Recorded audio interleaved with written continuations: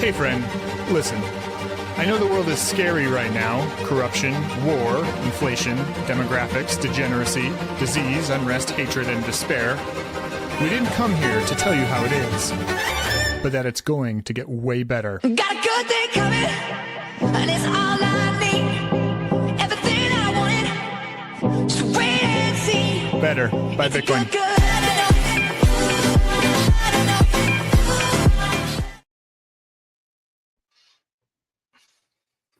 Hey. Welcome to the show, Better by Bitcoin. I am Bondor Gilded Plebe on X. I got Anton. How you doing, man? I'm doing great. How you doing? How was your Thanksgiving? It's good, man. Got to hang out with the fam, see all the people, and just the usual stuff. Indeed. So as I was watching the intro, I was basically thinking like, wow, kind of hits different on a down price week. What are we at? Is this a down week, or has it been down? Yeah, it's been down for 2 weeks now. Price wise, yeah. The huge crash, the alleged JP Morgan attack of MicroStrategy, I don't know, man. Everyone's bummed about Bitcoin. We are in the standard regular bear markets, if you will. And yeah, we're just trugging through. So yeah, if you're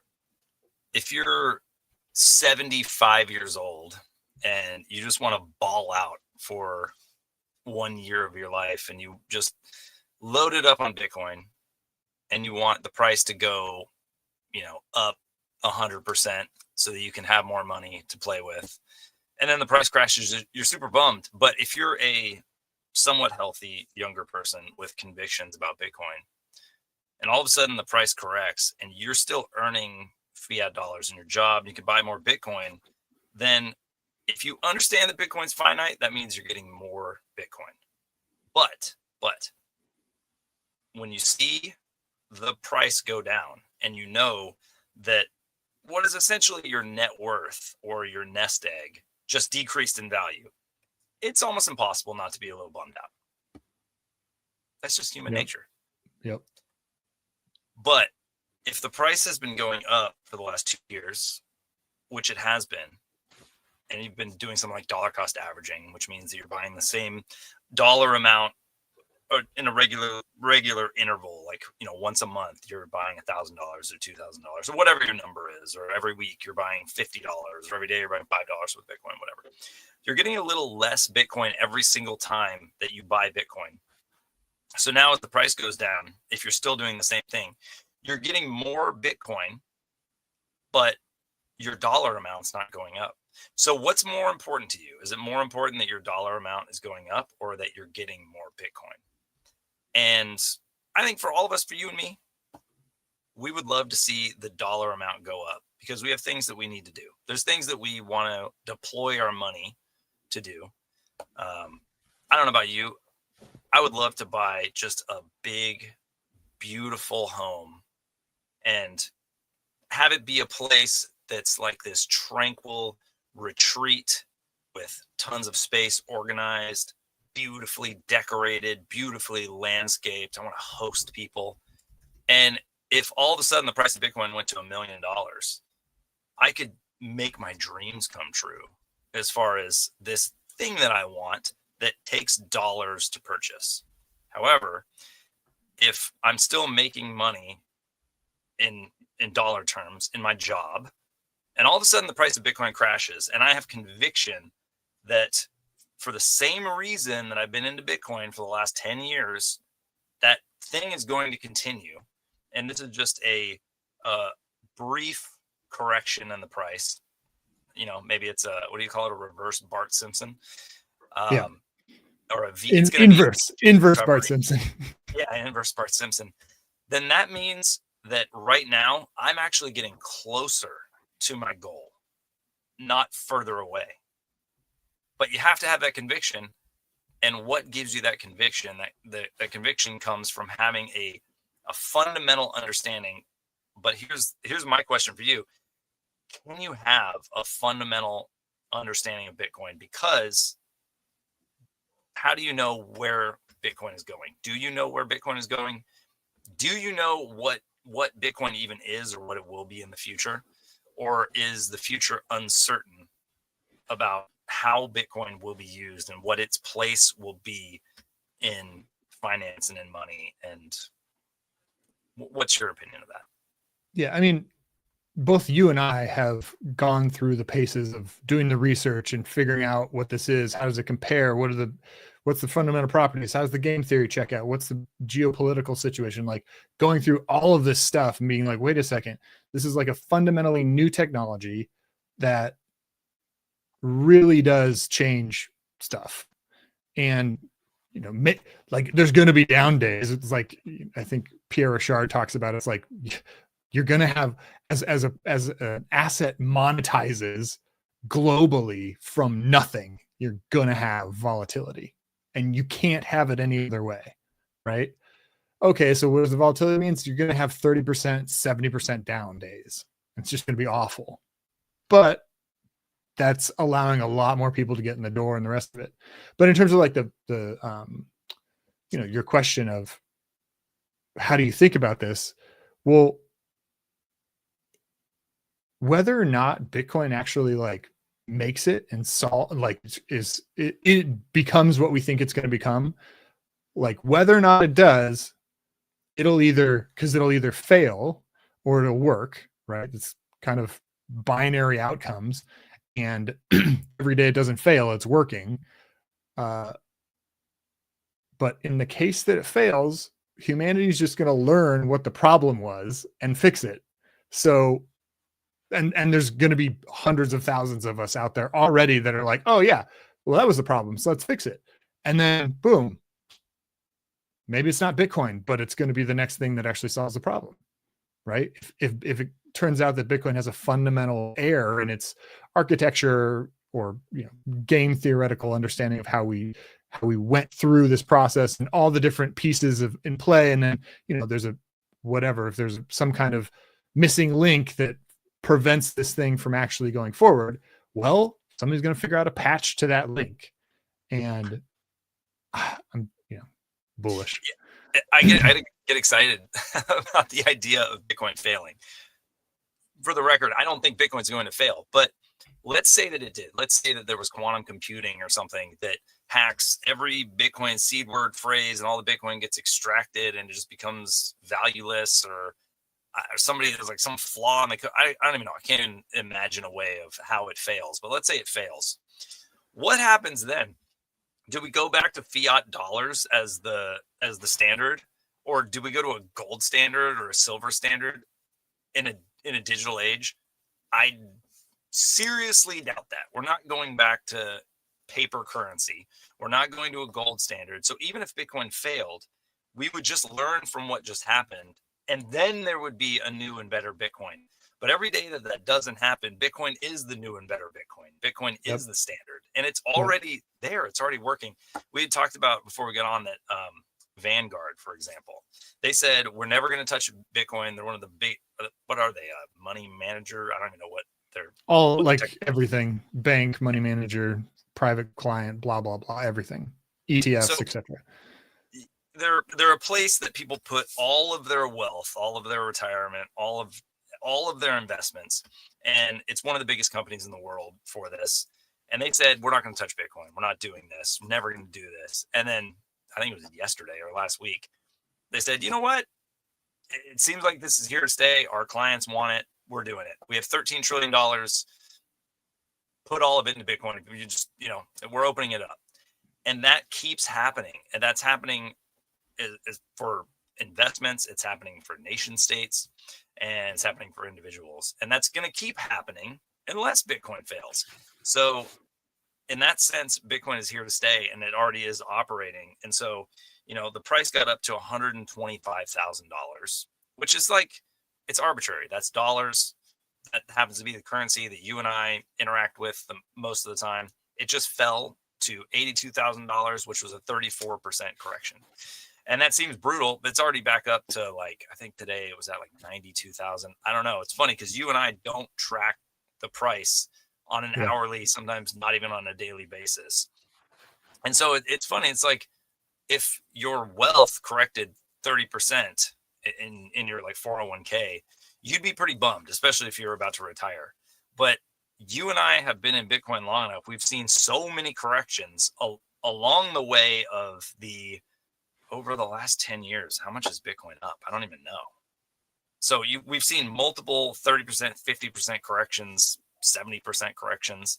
And yet in 2017, the price of Bitcoin was $1,000. In 2025, the price of Bitcoin has been over $100,000. That's a 100x increase in the last 10 years, while we've watched multiple corrections over and over and over again. Meanwhile, Bitcoin is just becoming more and more established as a thing that everybody knows about, knows how to use, is invested in some way, and that is continuing. So that's exciting. Yep. It's just going to keep going that way. Like, what are you going to do? You're a payment processor. Well, we solved the payment processor problem. We got all the stuff. What are you going to do to build the next product? You're going to have to start adding. Oh, we added one credit card, so we might as well add the rest of them, right? We added one crypto. We're just going to add the rest of it. But I mean, this is how people think, of course, not that you should add cryptos, but what are you going to do? Well, we're going to add Bitcoin, and then people are going to process their coffee with Bitcoin, and it's just going to be the next thing or whatever. And then no, like every company is just going to start building on this. Every company is going to start adopting the idea of, oh, well, we're just going to have a Bitcoin treasury. Just because that's what you ought to do. It's going to be safer than treasuries themselves. So why would we have treasuries? Like those don't even beat inflation. Like the inflation numbers are all garbage and bogus anyway. Like we need something that's more secure that actually does actually solves the problem we needed to solve, and isn't just some hand wavy BS. And so as people like, and even if you just want to like diversify your portfolio into various things, as we saw over the last couple of years, where people started to realize like, oh, even if like my portfolio is going to be considerably better, reduced risk and better returns via Black-Scholes and all the other pricing models, like the legacy pricing models that dictate how people allocate capital across trillions of dollars via hardcore math. I mean, it's not that hardcore, but it's it's these formulas that essentially dictate what your risk is, or they tell you what your risk is, and then your mandates will dictate what risk you can tolerate. And so if you just add a little bit of Bitcoin to your portfolio, your risks come down and your potential for gain goes up. It's like, oh, okay, so we really should bring on Bitcoin just a little bit. And we really should just open up this door a little bit. But when you open up the door, like you're not closing the door again. These doors do not go. It's not a revolving door, right? Technology does not get uninvented. We don't invent things that just fall away and nobody uses that anymore because it doesn't solve any problems for us. Toilets are going to be around. Sorry to tell you, they're going to be around. And it's the exact same thing with Bitcoin. So. Yeah, we're at this point where I keep hearing, there are people, okay, take AI, for example. There are people who are essentially Luddites, who, artists and creative people and people in, film and TV unions. And they're like, AI is just total shit. It just needs to go away. It's not our blah, blah, blah. Well, it's not going away. It's here for the rest of your life. It's only getting better. You better figure out how to use it. You cannot put the genie back in the bottle. And the same is true for Bitcoin. So now you have, I want to say hedge funds, but money management, like Fidelity and Vanguard and Stifel and Charles Schwab and all these things, whatever they're called. I can't think of the name of what all these things are called. But you have banks and financial institutions and investment companies that are all having exposure to Bitcoin. So you have that going on. And then you also have this other thing, which is because Bitcoin is both store of value, medium of exchange, it's fungible, it's durable, It's all these different things. So I'll just give you one story. I have this guy. He was a friend of mine in high school and lost touch with him for a long time. Somehow he ended up in Peru and he was falling on some very hard times. And he's essentially homeless. He needed money for food and he's asking people to send him Western Union, but he's doing it on Facebook. He's got a phone. He's savvy and everything. And I said, I was asking him, do you have Bitcoin? He's like, oh, I know a little bit about cryptocurrency, blah, blah, blah. I'm like, not cryptocurrency, Bitcoin. Do you have a Bitcoin wallet? He's like, well, no, I don't. So I helped set him up with Blue Wallet. And I said, I do not want to send you money via Western Union. I don't even know how that works. I'm not going to a gas station. I'm not doing this. I will send you money on Bitcoin. I guarantee in Peru that you can find places to spend Bitcoin. He's like, I don't know, but I'm not going to turn down free money. So I sent him $100 worth of Bitcoin. And then he immediately tells me that he goes to a restaurant and they accept Bitcoin. So he's able to buy food with Bitcoin. Now later, he's still asking for Western Union from people. So whatever, but it's kind of like my grandmother. She was alive when email existed. Maybe we set her up with an account, but she's more comfortable using the mail. That was fine for her. So that is going on at the same time. People are still using these old antiquated legacy systems that don't even need to exist. They'll continue to use them. But now Bitcoin exists. You can use it. And there is no going back. And people are just going to find more and more ways to use it and to use it effectively. And yeah, that's just the reality that we're living in now. There's no going back. Yeah, correct. The email thing is funny because it's like, I remember my grandpa when he was on getting set with email. I've probably told you this story too, but it was like he went to a class, took a computer class, like got integrated, like tried to learn how to do the I think he knew how to type, but like didn't know how to okay, a PC, like how does it connect to the internet, like the whole thing, multiple class sessions over the course of months to like send emails. And for me as a kid, it was just like, oh yeah, email easy, like that's like no problem. And then you just, though, that's just the way of the world in so many ways. When new technology comes about, the people who don't have this like rigid framework about how things are, how they ought to be, aka children, they're just completely moldable. You introduce them to something, they're like, this is normal. And then as the generations grow, like all of these things just work their way through. This is what we see with Gen Z and social media. Like we are millennials, and when we got social media, it was like right in college, had no experience with it. Hardly, the internet was just kind of this weird thing that we got to see as kids, see it develop, but we were playing outside on bikes, right? I'm not going to sit in line doing internet. But for Gen Z, Facebook was there when they were born, and then they were raised under the social media paradigm, and it has not completely, but in so many ways affected their lives. And now they're like many of them are over it, or many of them make their money doing that, or like whatever it is. But for us, it was this is weird. How do I feel about posting pictures of myself online? Like, it's interesting. I'm glad it's private. Like nobody can see it publicly. But Gen Z is a totally different framework. They're just like, gobble it up. Pump it out, like whatever the consequences were. Right? It's just the same thing over and over again. It's going to be the case with AI. It's going to be the case with Bitcoin. Have you ever had anybody, this is happening a lot lately, somebody will take a picture of you and then they'll put it in Grok or put it in Sora, and all of a sudden you're dancing. You're like break dancing. You're like, the first time you see this, it's just like, what? How am I dancing? I can't believe I'm seeing myself do this thing. It's so mind-blowing. But when a kid, like a young kid, sees this, they just go, yeah, that's AI. No video is real anymore. You can't trust anything. It's like, they're not that surprised or shocked by it. And so you have two things going on at once. And we have deep in our DNA, we're still these hunter-gatherer, like Paleolithic, Stone Age type people. Like that's where our brains have not really evolved past that. So you have that going on. That's still who we are. We're this like human animal thing.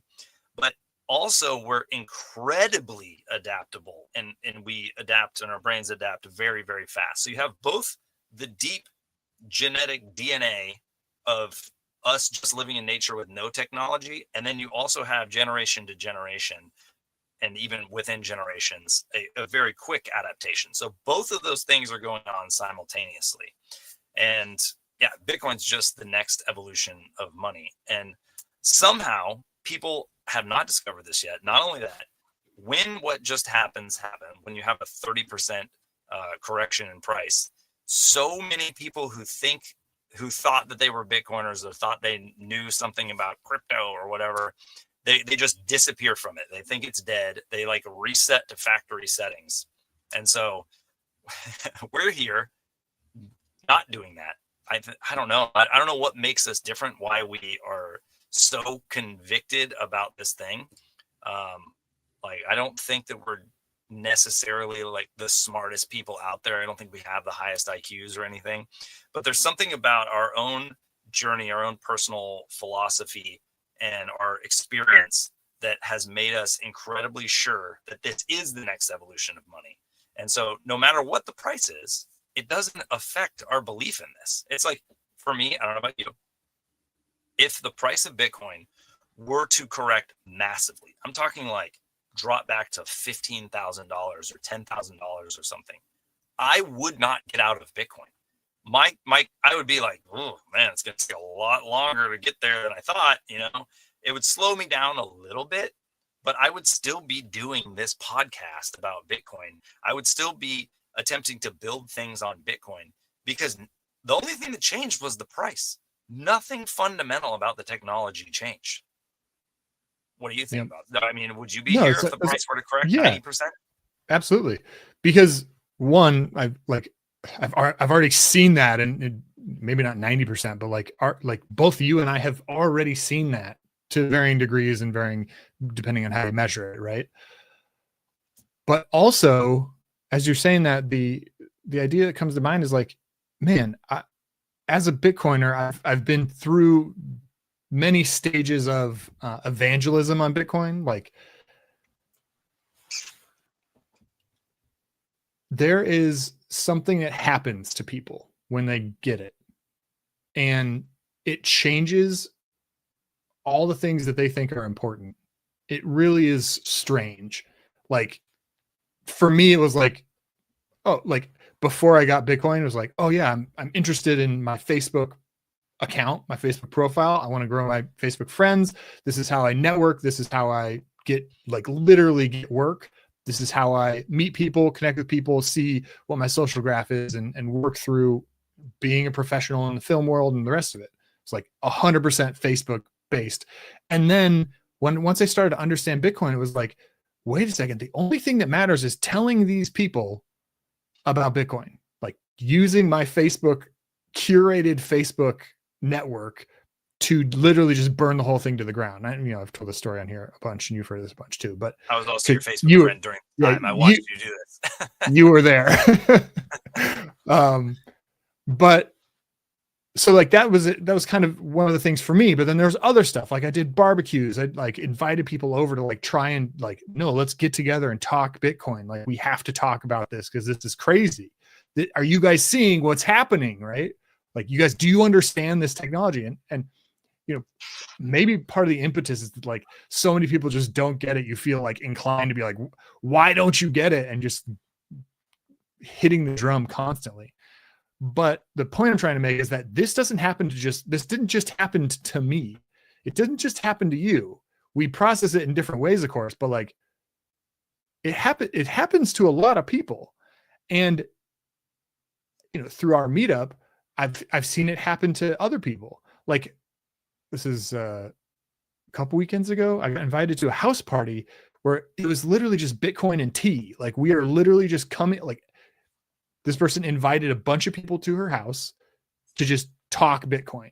Like, that was the whole purpose of this party. And this is like here in LA, like people who are very not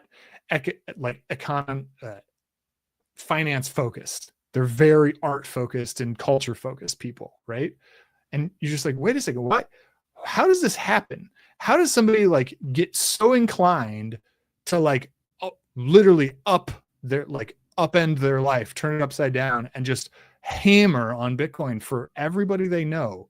Like, there's something about this that changes people fundamentally, changes the way they see the world, changes the way that they value the things in their lives. And it doesn't just like, not just saying that as like, oh, it happened to me. It's like, no, you can see it happen in other people, and it grows and it continues to morph and change into a new different thing. Oh, like what you guys are doing at the meetup is, it's all right, you know, like it's interesting, but here I got this new idea for a coffee shop. Let's do it at a coffee shop in the morning, not the evening. Like that, it's just like goes on like this. Like we have to, like, there's like this unbelievable pressure on everybody who gets it to get it out. It's bizarre. It's difficult to talk about it this way when the price has just had a big fluctuation. But Bitcoin is a just weight and measure. And I remember back in the day, maybe this was like 2008. I was on a train from Bratislava, Slovakia to Prague or Vienna. I'm not sure. I was like bouncing around in this triangle. And I had 5 currencies with me. I'd been in a few different countries. I'd been in Israel. I'd been in France. I'd been in the Czech Republic, which wasn't on the euro. I had all these different currencies. And depending on where the train was on this track, the currency had value or not. So if I was in the European Union, the euro felt valuable. But the second that I got out of the European Union, it almost felt like funny money. More so the opposite way, that if I had the Czech money and all of a sudden I was in the European Union, I'm holding this Czech money, it's just monopoly money. It is a total shitcoin. Now, it's not a shitcoin if you're in the country and you can spend it. As a Bitcoiner, you start to understand that the US dollar is a shitcoin. So for a lot of people that have, say you're running a business and you have good cash flow. So no matter if the US dollar is inflating or not, the price of your goods are going up, basically matching inflation. And so you're making money, and month after month, if your business is running well, you're making a profit. Those people feel like they don't need Bitcoin. But deep down on a psychological level, especially as a Bitcoiner, but I think everybody kind of knows this fundamentally, and this is that thing that happens, you know that you're dealing in an unethical shitcoin. And so it does something dark to your soul when you know you don't have a just weight and measure when you're using whatever the shitcoin is of your country, this fiat currency. You're having to deal in this very tarnished thing. And so when you finally get Bitcoin and you understand this is out of the control of governments, it's out of the control of treasuries that can just hit a button and print money and inflate the currency and fund wars and fund all these things that you don't agree with and tax you. You have a monetary system that is outside of all of that. It's just code. You know what the code is. You can audit it yourself. You are 100% sure that no outside force is manipulating this thing. I'm not talking about the US dollar value. I'm talking about the actual like fundamentals of how the thing works and transacts. It gives you this sense of peace. It gives you the sense of peace that goes beyond whatever the equivalent US dollar amount is. And we're just thinking about it in terms of US dollars because we're in the US. But I love doing this thing where I go on like CoinMarketCap and I'll switch the currency to the Nigerian currency, or I'll switch the currency, the Turkish lira or the Argentine peso. And sometimes Bitcoin will be hitting new all-time highs all the time in those currencies. So maybe the price went down in US dollars, but in Nigeria, if you're holding Bitcoin, you just hit a new all-time high. So we think of it in US dollars because it is just the global reserve currency. It's kind of like the top gangster of all the currencies right now. But one day Bitcoin will be the standard. And so, okay. The most degenerate of all the gangsters. Yeah, exactly. Yeah, exactly. Yeah, it's fascinating to think about it in terms of how it actually is practically. Bitcoin is practically a world reserve currency that is independent of any nation. And it really does put that into perspective. Like when I lived in Korea, we were transacting in Bitcoin there. Like we had our wealth in Bitcoin. So it was like living in a foreign country is stressful, especially if you don't speak the language, because you don't understand what you don't understand. And so you don't oh, well, to buy food, I need a card or I need cash. To get cash, I need a bank account.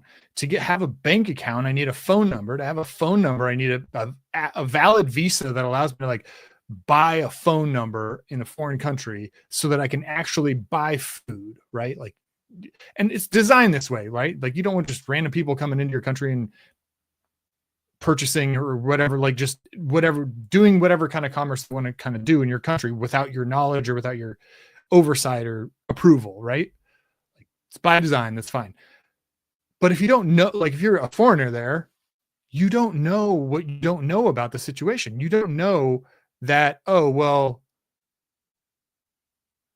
what if your boss fires you? You don't know what the consequences for that are going to be. If my boss fires me, do I just get on a plane and go home?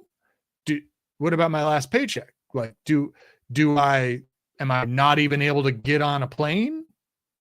Like, what's the protocol here? You just don't know. And so you're like, well, I just got to be a really good employee, right? Like, but if you're saving something in Bitcoin that's outside the system and outside any system, it really takes a lot of that pressure off. It really gives you this sense of ease that you're talking about, well, wait a second, we're fine. It's like, good to go. Like you get this sense of actual sovereignty. You're not literally groveling for someone's approval to allow you to eat a snack. Like it's just so much better. So we were talking about how back in the day we would have these websites that we used, and then you search way back in your email and you're like, what? I don't even know what this website was. I had to log in, you go, and the website still exists, and you do the forgot password and it comes back and whatever. Or sometimes the website doesn't exist anymore. This has also happened to me where the company's just gone, right? Mm-hmm. But you and I have been in Bitcoin long enough. There have been times where I've had Bitcoin based on hardware wallets, and I essentially forget about it. I mean, I've been in Bitcoin for many years. I don't even know how many years. And so 1 year, 2 years, 3 years goes by. I haven't even touched or looked at this Bitcoin. And then you go dig up the thing and it's still there. It's just sitting there. It cannot go away. It's there forever. And that until is there's not bit rot, but that's fine. Okay. I'm trying to make an analogy here about, but you know what I mean? So, Of course. Yeah. So, but let's say that your money's in your investment account with, let's say it's with, well, I'm not going to use Vanguard. I was going to use Vanguard. But let's say it's with Sequoia Capital or whatever. One of these companies that just went out of business. Silicon Valley Bank. Silicon Valley Bank. That's the one. Not Sequoia. Silicon Valley Bank. Yeah. And all of a sudden the bank goes away. It's probably going to be insured. You're probably going to get it back. But all of a sudden you can't log into your account. It's under somebody else's control. As Nick Szabo says, trusted third parties are security holes. There are so many places in our lives where we are trusting third parties, and when it's going fine, it's going fine. But deep down in you, you have this uncertainty because you know that you don't really control it. You're trusting somebody else. You don't really know what that organization looks like. There's so many, websites and companies that we use that exist on the internet, and you're like, this company could be 500 people or it could be 5. You don't know. You don't know what's behind it. You don't know where they store their data. I have been hacked so many times where it's like I get a notification, your information's on the dark web, and I go and I'm like, oh yeah, that's my birthday. Yep, that's an address that I used to live at. Yeah, that's a password that I used to use. That's an email that I used to use, and that's just out there that data is being sold. And we're exposed to so much of that. Bitcoin is a place that completely frees you from that feeling. You do not fear trusted third parties as far as Bitcoin is concerned. The story that comes to mind when you're describing that is while I was in high school, there was a company called ING Direct, which I know this. Yes. Yeah. I had money on it. Yeah. So in high school, amongst my friends, we're like, oh, if you deposit $100, you'll get $100 matching or whatever it was. Deposit $500, you get $100 matching, or like get a referral code and you get $100 matching. And like in high school, whoa, $100, it's like has to sit there for 5 years or whatever it is. It's like great, like awesome, free money in the bank. Like this is real money. And so we all did that. And so I had like whatever it was, $500 sitting in my ING Direct account. But then, and maybe you know the full story here. I don't remember the exact story, but if I recall correctly, that the company got bought by another company. Yep. So then its entire web interface changed and was like, oh, indirect by whatever it is. And then the company that purchased it got purchased by another company. And then, and I think this is all ING Direct. I think this is all the same thing. I know. I know the whole And story. then that got purchased by another company. And every time you had to like log in and confirm that you're a real person and make sure that your funds are still there and reset your password and confirm your blah, blah, blah, just goes on and on. And every single time you had to do it. And it was like, oh my, like, this is so, there's like no trust here for me in the legacy. It's like, yeah. Oh yeah. Here's your 401k. Like, bro, unless I'm holding the contents of my 401k, like it's just not real money. It's just not even there. It's like, where is it? Who had it? I don't know. And then 2 weeks later, so-and-so bought the bank. And so they don't have it anyway. And it's just, indirect turned into what Share Builder turned into Capital One 360 turned into trading, Ameritrade, not Ameritrade. TD Ameritrade. I don't know, man.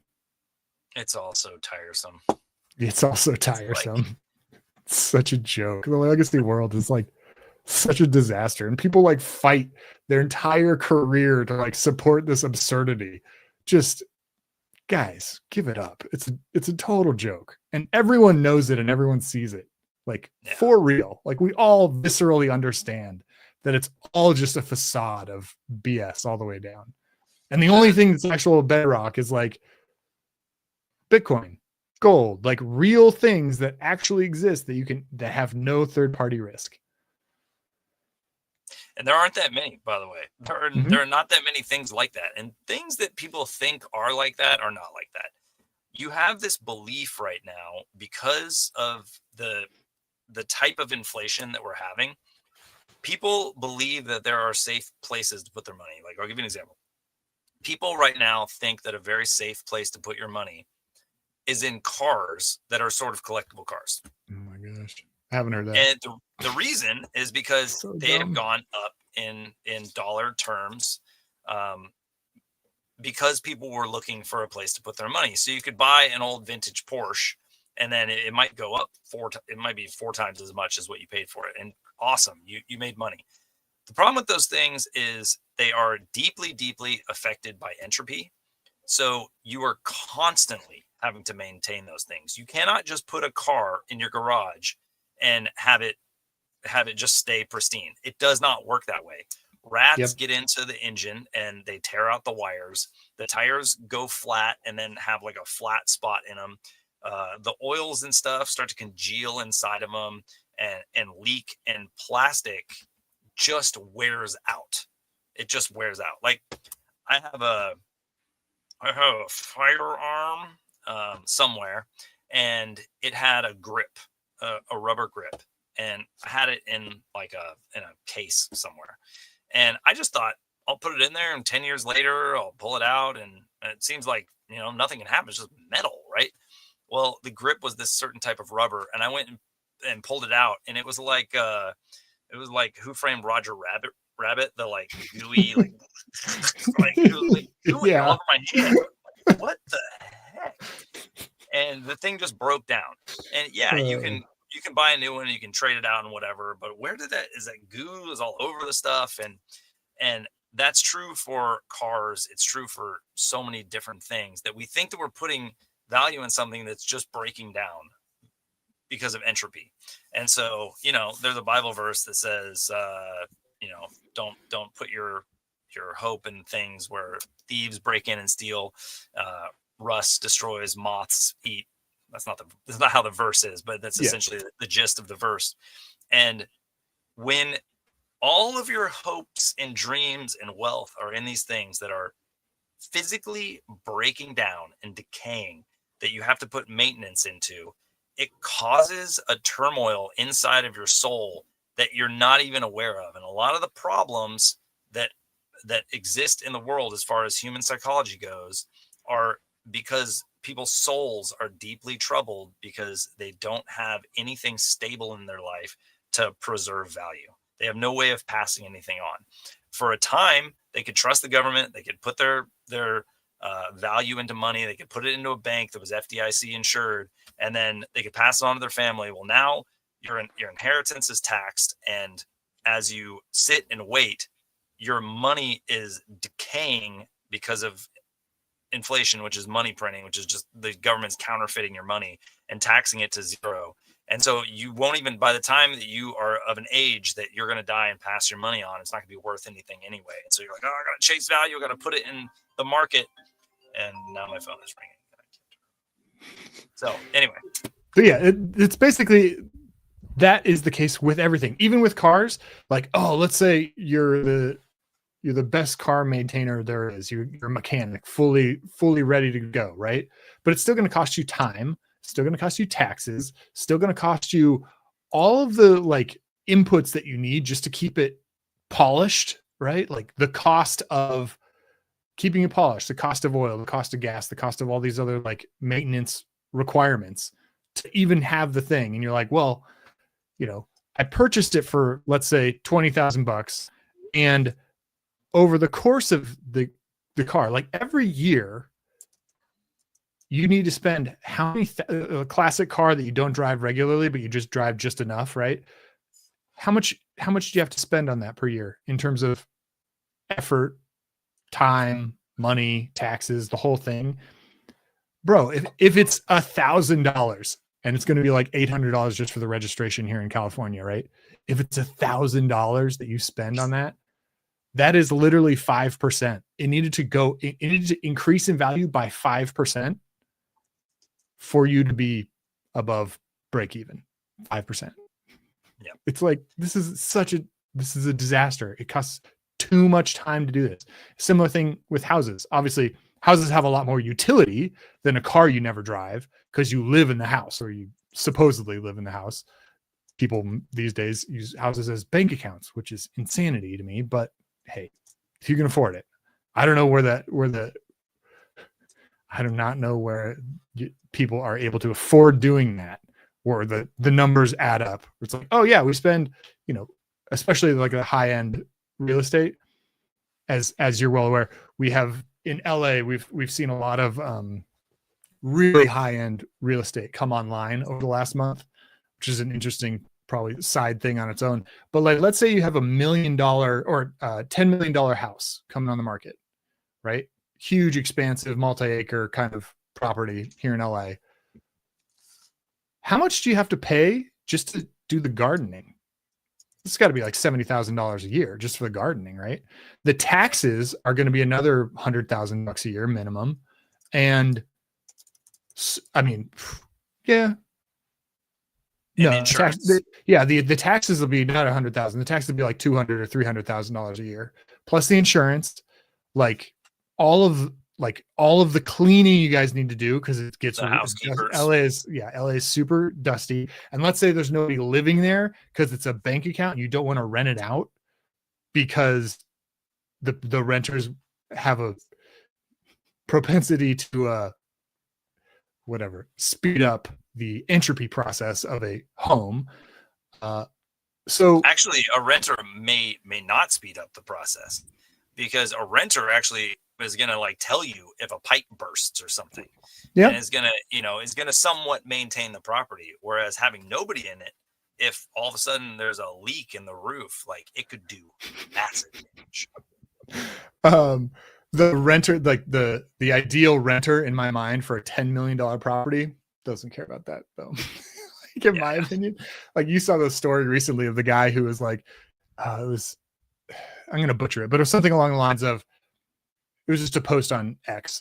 Start with, be the guy who purchases a Hollywood Hills mansion for, $10 million, rents it out for whatever it is, $15,000 a month, $20,000 a month, to somebody who pays the first month and the down payment and everything's good, and then stops payment and doesn't pay after that, but is posting on Instagram. You can follow the guy and you can figure out like, hey, this guy's spending unbelievable amounts of money on rings and jets and diamonds and like clubs and bottle service and like the whole like crazy lifestyle that's posted on Instagram. You're like, what is, but he can't afford the rent. What's going on here? And then, oh, this guy just turns out that he is embezzling money from the city of Los Angeles to the order of 30, 40, 50, $100 million. Like that was his life. Finally caught up to him after 5 years, and he finally got evicted. So he finally was able to get out of the house, and he finally was able to spend, like, back to the guy telling the story. He's like, yeah, I'm finally able to recuperate the losses on my $10 million investment, which I've been underwater on and has been destroyed by my renter. Yep. And you're like,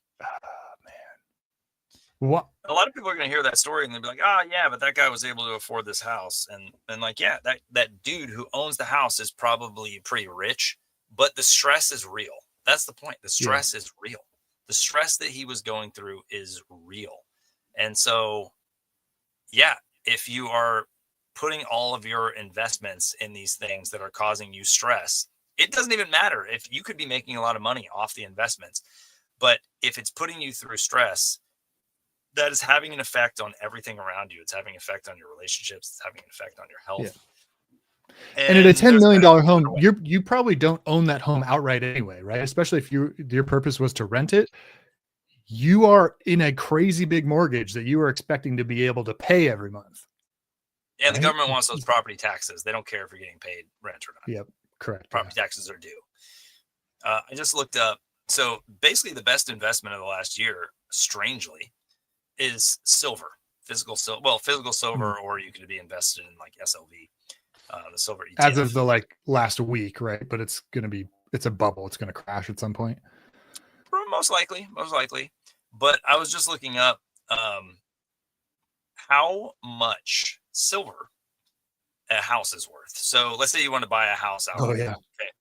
Let's say that you want to buy the median house in the United States at a $60 silver price, which silver was $15 like 5 years ago. So at a $60 silver price, which is roughly rounding up what it's at now, you would need 432 pounds of silver. Okay. So silver as a store of value or as a medium of exchange, not great. Like you cannot lift 432 pounds of silver. You're literally going to have to like cart it out, and it'll be labor intensive just to move it. Now, I realize I'm talking about the actual like purchase price, which, let's say you wanted to do 10% of that. So that's still 40 pounds of silver. That's not convenient to move around or to store or anything. It's just a heavy, big box, right? Okay. In Los Angeles, I did the math, and for the median house price, it's 1,000 pounds of silver. So even after this like meteoric rise in the price of silver, the equivalent for a house in Los Angeles is still 1,000 pounds. It's so ridiculous. Like silver seems like it's valuable, but it's really not that valuable. It's so much. It's so heavy and so weighty that you should, in fact, measure it in terms of dumpsters, or like how many dumpsters full of silver, right? Yeah. Like it's like half a dumpster silver for a house in LA. Like just give you an idea of the dimensions, right? Like it's absurd. This is this does not scale. Like this doesn't work. No. I mean, think about what it would actually take to just go to a coin shop with that amount of silver and unload it out of your car, dump it out across the table, and have them assay all that silver. I like silver, by the way. I like gold. I like silver. I think they're cool as metals. They have a lot of uses. I personally, this is an aside, I have a feeling that silver and gold are being used in essentially the chips that are running AI. So I have a feeling, this is just my opinion, that the run up in the price of silver is related to what is probably a little bit of a bubble in AI. So I don't think that this price, this is just me personally, is just a crazy opinion. I don't think that the price of silver is going to correct massively until the AI bubble bursts. So possibly the price of silver is going to go up again for like the fourth time. This is just my opinion. This is not like a common shared opinion, I don't think, with the people who are sort of the opinion makers on or these. heavily researched. Yeah. It's not like heavily researched at all, actually, on my end. This is just a vibe. It's a trading vibe that I get. There you go. I like gold and silver. I think they're cool. But yeah, like if Bitcoin failed, we are not going on a silver standard. It is just not happening. It's so incredibly impractical. Yeah. I saw somebody's, it was like just a random Twitter account. You just come across a random Twitter account and you're like, oh, that's an interesting post. And you click on it. And it's like the hard money standards, like hard money is the backbone of civilization, blah, blah, blah. And then it has like on the top, it's like hashtag silver is money. And you're like, brain damage. It's just, yeah, no. Like you can own silver and you can have it as a hedge and you can play it, trade and all the rest of it. It's fine. It's just, dude, it's not going to be a global world reserve currency when you have to move hundreds of thousands of dumpsters full of silver to like do a trade on the stock market. It just makes no sense. It's absurd to me. Silver is a decent store of value. Like if you were to take your money averaged out over the next 5 years in dollars and continuously buy silver, you're probably going to preserve the purchasing power of where that money was frozen at the time. So let's say that the price of silver in 5 years goes up to $100 an ounce. You're going to be able to buy the same amount of Chipotle burritos or Big Macs or cups of coffee at Starbucks that you would have been able to buy if you were to average out that amount of dollars on day that you purchase the silver. But you're not going to make more money off of buying the silver. And on one hand, let's say you were to take the silver and go and bury it in your backyard. And you can look at that place and you know that the silver's there and it's going to give you some satisfaction to know I have some value somewhere. You're going to feel a little bit of stress of what if the internet company comes and digs a trench through my backyard and finds the silver, or a dog digs it up, or there's like a flood and it upends itself. There's also a psychological toll that it takes to store that. That same psychological toll can be from Bitcoin, wherever you have your seed words stolen, wherever you have your seed words stored, they could be stolen, or, so this type of risk always exists in some form. There's no escaping it, in my opinion. So that's all just to say gold and silver is just, I talk about this a lot. I am not anti gold and silver. I just know, matter of fact, that for all the ways that money is used, Bitcoin is better by every metric. So yeah, you can have gold and silver. I'm not the one that's going to tell you that that's dumb. But if you believe in gold and silver and you absolutely don't believe in Bitcoin, I am going to tell you that is dumb. Yeah. I'll be the first to tell anybody that owning silver is dumb, but you can hold silver. Yeah, fine. we can differ on this. Totally. But it really brings perspective onto bringing it back to the top, where just the price doesn't matter. The reason we're in Bitcoin is for this exact reason, which is it's fundamentally a better thing than the alternatives. And yeah, maybe there's going to be issues. Maybe there's going to be drama. Maybe there's going to be spam and bloat on, harder to run nodes and the rest of it. But people figure out engineering solutions to these things. And you can't really engineer solutions that change the fundamental nature of silver or gold. Like you can pour it in, you can print it into little coins. That solves some of the problems, right? But it doesn't really get to the core issue, which is, why don't you just, hey, instead of doing it like this, putting a stamp on it, why not have it just a mathematical thing where we can actually just divide it mathematically? because that's the actual problem that you're solving, is a mathematical problem. And it can be solved in Bitcoin because Bitcoin is just information. So it can process math, which is just information, versus gold, which is not information. And so to apply a information paradigm to a physical thing, you're just going to have difficulties. You can't solve it at the base level of its nature. It just doesn't work that way. And yet here we are with Bitcoin. It totally works because that's fundamental nature is information. So when we say the price doesn't matter, like it really doesn't matter, like at all, because it's just better money on all the different ways and all the different things that evaluate and constitute high quality money. So sorry, guys. It's just invest in gold if you want to. It's fine. You'll get a return because it's way better than fiat. Yikes. Bitcoin isn't going away. Crypto is going away, but Bitcoin is not going away. So every time that something like this happens where you have a price correction, just know all that means is you are not too late. If you're watching this right now, you are early in Bitcoin. So learn Bitcoin. You don't need to take all of your money and dump it into buying Bitcoin and then have this stress over, what is the price? What is the price right now? What is the price? Oh, am I losing money? But if you study Bitcoin and learn Bitcoin, knowing that these corrections keep happening, then you know that you're not too late. You have time. You have time to learn it. And yeah, take everything we said and then go find out for yourself. Go use the thing, and then you'll know. And you won't know until you use the thing. I keep trying to tell people that. You have to use it.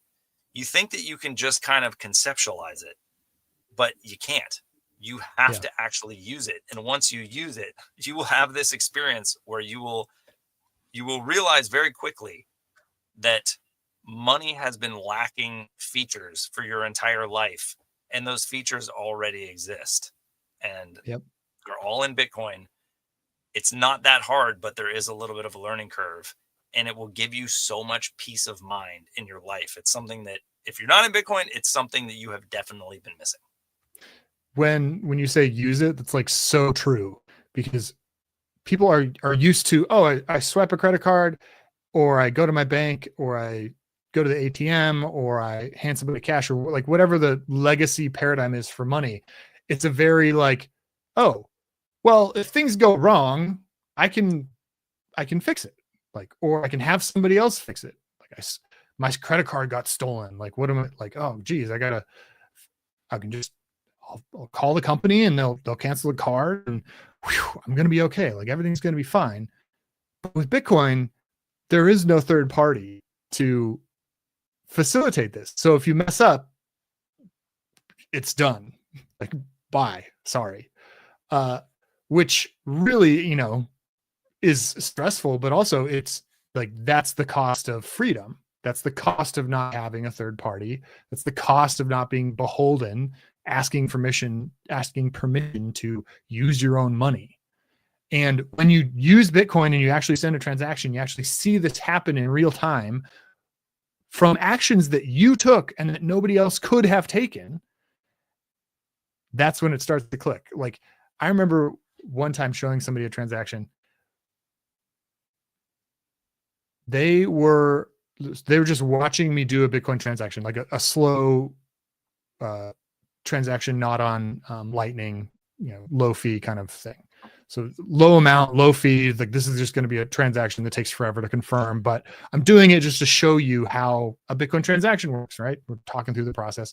This person was literally sweating while this was going down because they couldn't deal with the stress of where it's in the mempool. What is a mempool? Like, what's happening? Why isn't it showing up? Where did it go? Like the whole process, like the whole thing. And every Bitcoin, like we talk Bitcoin is a thing in the Bitcoin space. Like, I still get stressed out before my transaction is confirmed. Where did it go? Where'd it go? Right?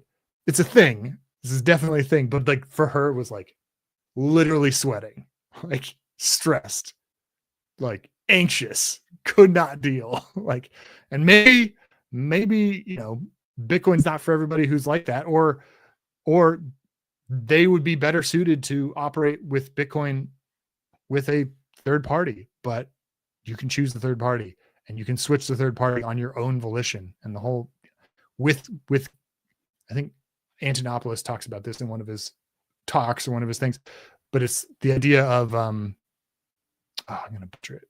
Permissionless has to do with permission. If you have a hard money base layer that doesn't require any permission, well, then you can build higher layers on it that do require permission. But if you have a base layer that requires permission, you can't build higher layers that do not require permission. And all of our legacy system is just permissionless or permissioned all the way down to the bottom. And Bitcoin is not permissioned at the bottom. It's totally permissionless. So with this reality comes a new paradigm, a new thinking, a new, like you said, when you use Bitcoin, it literally changes your mind. It changes the paradigms that you understand about what's possible in the world. It kind of opens, like, it's an unlock for so many things that were closed to us as children, going to the bank and having to talk to a teller to open up a bank account to put in $10 to, oh, now I'm a saver or whatever. It's just, no, you don't have to do any of that. It's all gone. Bitcoin has obsoleted all of it. What's the opposite of freedom? You can use your imagination. You can come up with a word. Freedom is the best possible thing. I would posit that. I think most people would agree with that. But you think freedom comes easy? You think it comes for free? It takes work to maintain freedom. Bitcoin is freedom. It's financial freedom. It's just freedom. Bitcoin is freedom. And you're going to have to pay a little bit of a price for that freedom. And just like anything with exposure to something, it gets easier. So yeah, it's a little scary to do a Bitcoin transaction, especially as the amount of value is greater. It's a little scary, but the more you do it, the more you get used to it and you stop having any fear over it. And that will happen to everyone. I don't know how long this is going to take. I don't know how many more 30% in dollar terms price corrections there are going to be. I imagine there's going to be a bunch. A lot of people disagree. A lot of people think max pain is just the price just goes up at a lower and lower amount forever. I think we've got a lot more time where there's going to be times where the price goes up a lot, and there's going to be times when there's big corrections and everybody thinks that Bitcoin is dead, just like has happened for the last 10 years. But I would just continue to say that Bitcoin is freedom, and you're not going to understand that until you learn it and until you use it. I'm not talking about when you put all your money into it. I'm saying learn it and use it, and you will understand that Bitcoin is freedom. Indeed. Learn it and use it. I think with that, we got to sign off of here. But thanks for your time, Anton. Thanks for listening, everybody. And peace. See y'all.